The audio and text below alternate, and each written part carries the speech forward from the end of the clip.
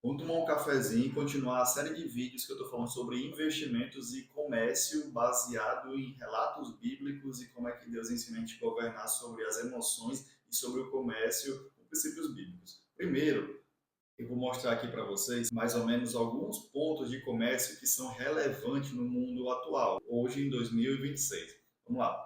Aqui na tela do meu computador, eu vou mostrar primeiro o porto de Amsterdã, que fica localizado na Europa, nos Países Baixos. Inclusive, até pegar aqui o gancho para a ilha da Groenlândia, que está sendo muito comentada atualmente. Ela é essa ilha branca aqui, ó, coberta de neve. E a Dinamarca essa ilhazinha aqui menorzinha, menor do que muitos estados brasileiros. Os países europeus eles são um território bem pequeno. Porém, vamos voltando para a história do porto, apesar de um porto pertencer a um país muito pequeno como os Países Baixos, olha só a diferença. Eles, por seguir princípios de comércio bíblicos, de governo, comércio, investimento, eles conseguem movimentar volumes monumental de capital, capital financeiro, capital intelectual, capital de tudo que tu imaginar. Olha só, esse aqui é um navio, aqui provavelmente um navio de cruzeiro, mas tem muita exportação. Basicamente, boa parte da comida do mundo passa por esse porto aqui.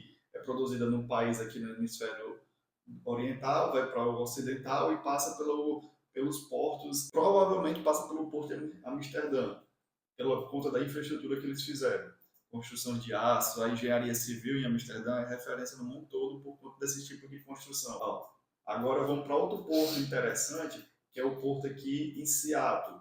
E eu vou até falar mais sobre esse porto. Olha aqui, aqui é o território, essa região aqui, ó, é o território dos Estados Unidos da América. E no finalzinho aqui, nessa parte de cima, temos a região de Seattle, que também tem portos extremamente relevantes, que recebem muita mercadoria da região oriental.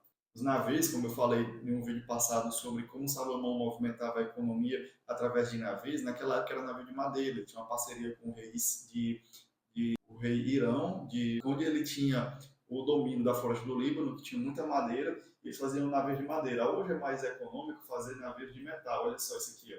Isso aqui é um navio de metal, com os contêineres de metal, para facilitar o transporte de mercadoria. Você pode botar muita coisa dentro de um contêiner desse. Vamos abrir aqui os guindastes para facilitar a logística. São 8 bilhões de pessoas no mundo hoje, então a gente precisa de uma logística extremamente eficiente. Vou contar a história desse porto aqui para vocês entenderem como é que ele funcionou.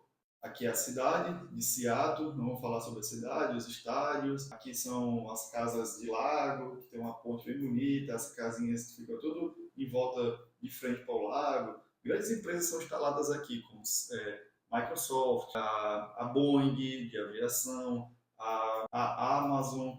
Mas vamos lá, vamos abrir aqui o mapa. Essa região foi extremamente desenvolvida com população, com tudo que tu imaginar, por conta desse pedacinho de terra aqui, ó, chamado Alasca. Estados Unidos, Canadá, essa região aqui, e esse pedacinho aqui, que tem acesso somente pelo mar, para os Estados Unidos somente pelo mar, a gente chama de Alasca, que pertencia à antiga União Soviética. Desse lado aqui, ó, vocês estão falando do território russo. Esse território russo tinha domínio sobre o governo sobre o território da Alasca. Devido à corrida a busca por alguns recursos, a população começou a se deslocar daqui, da região oeste, da região leste para oeste, ocupando essa parte aqui. Começaram a desenvolver portos, claro, obviamente os portos não eram tão bem desenvolvidos como é hoje, mas começaram a desenvolver pequenos portos para poder vir para cá. Ouro, outros materiais preciosos, foi tudo buscado daqui. Tudo isso levou o governo americano na época a adquirir, comprar esse pedaço de terra que hoje é considerado, atualmente é considerado um dos maiores investimentos, um dos maiores e melhores investimentos imobiliários já feitos no mundo, pra vocês terem noção.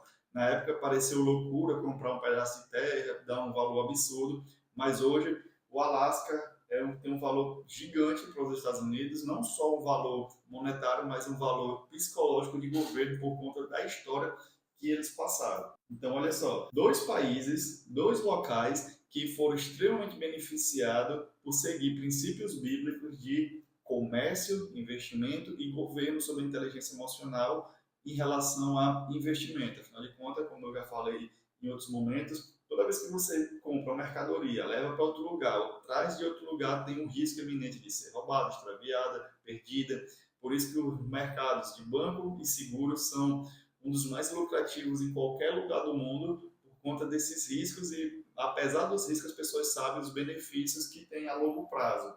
Deixa eu ver se eu mostro outro ponto aqui para vocês, na cidade de, para finalizar esse vídeo, na cidade de Nova York, que é conhecida hoje como a capital financeira do mundo. Olha só, a ilha de Manhattan fica aqui. Também tem bastante história naval. O rio Hudson, ele, ele foi por muito tempo local de passagem de muita mercadoria. Um dos motivos que a ilha de Manhattan foi fundada e construção de arranha-céus gigantes, como é conhecida hoje, por conta do princípio de comércio, de mercadoria sendo locada, relocada através de embarcações.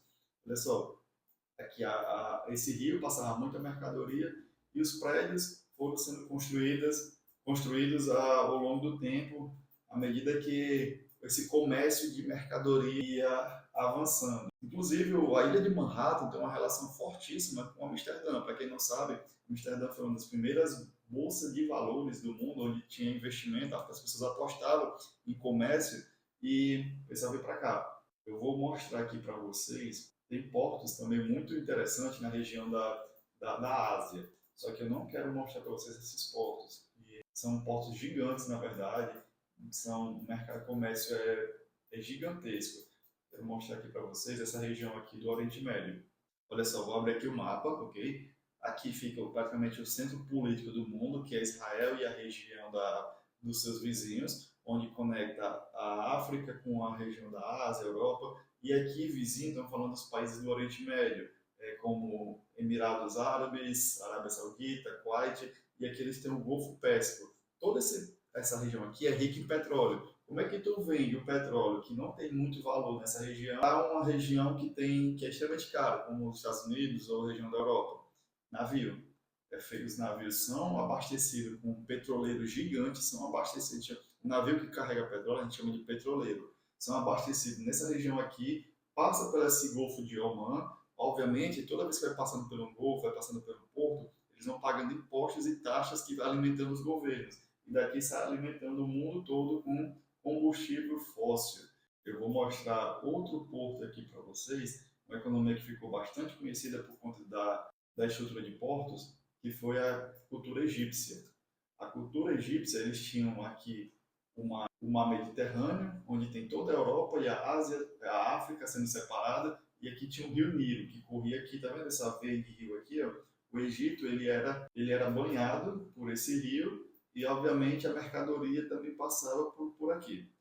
Descendo mais lá embaixo, tem a região de Sabá, que é aquela história como a gente falou da Bíblia, da rainha de Sabá, que também era banhada pelo rio Nilo. Tem outras civilizações que iam sendo banhadas pelo rio Nilo. Toda vez que você tem rio, mar, você tem uma facilidade natural para fazer comércio de forma simplificada. Afinal de contas, não sei se você concorda comigo, mas fazer um navio é mais simples do que fazer um avião. Até porque aviões foram descobertos como fazer eles voarem recentemente. Então, não é tão simples fazer um avião. Então, se você tem acesso a um rio, a um mar, provavelmente você tem uma facilidade para fazer comércio. Eu vou encerrar esse vídeo por aqui. Outro vídeo eu quero falar com vocês sobre a infraestrutura do Brasil em relação à estrada, porque boa parte da população do Brasil está morando aqui, ó, na beira do mar. Essa aqui é o mapa do Brasil. Boa parte mora nessa região costeira, que a gente chama, região da costa. Só que existem muitas pessoas que moram na região central. Lembra do café que eu falei que a gente ia tomar no começo? O Brasil teve uma época que o comércio do café foi ponto principal para o desenvolvimento da economia. E boa parte do café não era produzido na parte costeira, era produzido na parte interna do país, assim como produção de outros minérios. Hoje a gente tem a produção gigante de minério de ferro nessa região aqui, dentro do país. Como é que transporta? Tem que fazer vias terrestres, estrada, trilhos, ferrovias, avião não é tão eficiente, mas esse aqui vai ser um vídeo só sobre esse tipo de comércio interno dentro de uma ilha, dentro de um país, ok? Valeu e até o próximo vídeo.